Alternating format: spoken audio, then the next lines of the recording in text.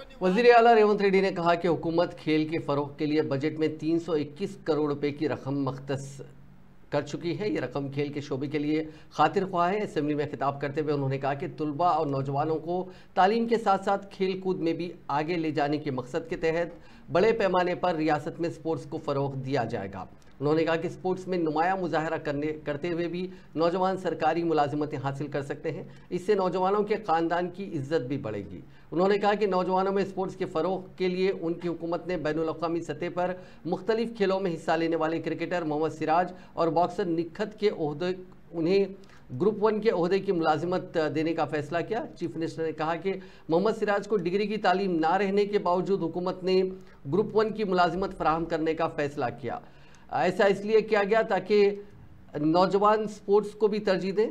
सिराज की तालीमी काबिलियत इंटरमीडिएट है, इसके बावजूद हुकूमत ने सिराज को मुलाजमत देने के मामले में उन्हें डिग्री से मुस्तस्ना यानी एग्जम्प्ट किया है। उन्होंने कहा कि रियासत में बहुत जल्द नई स्पोर्ट्स पॉलिसी भी मुतारिफ की जाएगी। इस सिलसिले में मुख्तलिफ रियासतों की पॉलिसियों का मुताला करने के बाद बेहतर से बेहतर पॉलिसी तैयार की जाएगी।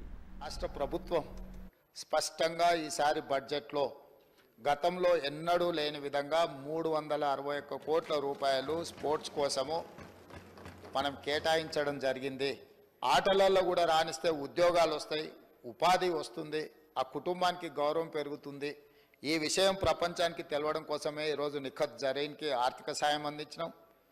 జూబ్లీహిల్స్ బంజారాహిల్స్ ప్రాంతంలో ఇల్లు కట్టుకోవడానికి 600 గజాల ప్లాట్ ఇచ్చినాం। చదువు కంటే కూడా క్రీడలలో రాణిస్తే తప్పకుండా ఉద్యోగ భద్రత ఉంటుందని ఇంటర్మీడియట్ పాస్ అయిన సిరాజ్ కు మనం ఇస్తున్న గ్రూప్ 1 జాబ్ కి యాక్చువల్గా డిగ్రీ క్వాలిఫై అయి ఉండాలి। మనం ఆ ఎడ్యుకేషన్ కూడా ఎగ్జామ్షన్ ఇచ్చి మరి మనం సిరాజ్కి ప్రభుత్వ ఉద్యోగం ఇవ్వడం జరిగింది అధ్యక్ష। నిఖత్ జరీన్ గ్రాడ్యుయేట్ కాబట్టి వారికి కూడా మనము గ్రూప్ 1 డిఎస్పీ కార్డర్ పోస్ట్ ఇవ్వడం జరిగింది। తెలంగాణ రాష్ట్రంలో కంప్లీట్ గా స్పోర్ట్స్ పాలసీని తీసుకురాదలుచుకున్నాము। స్పోర్ట్స్ స్టేడియంలను కూడా ప్రోత్సహించడానికి ఈరోజు ప్రభుత్వం దాని మీద ప్రత్యేకంగా దృష్టి పెట్టినాం। వీలైనంత మేరకు మండలానికి ఒక మంచి మినీ స్టేడియంను నిర్మిస్తాం।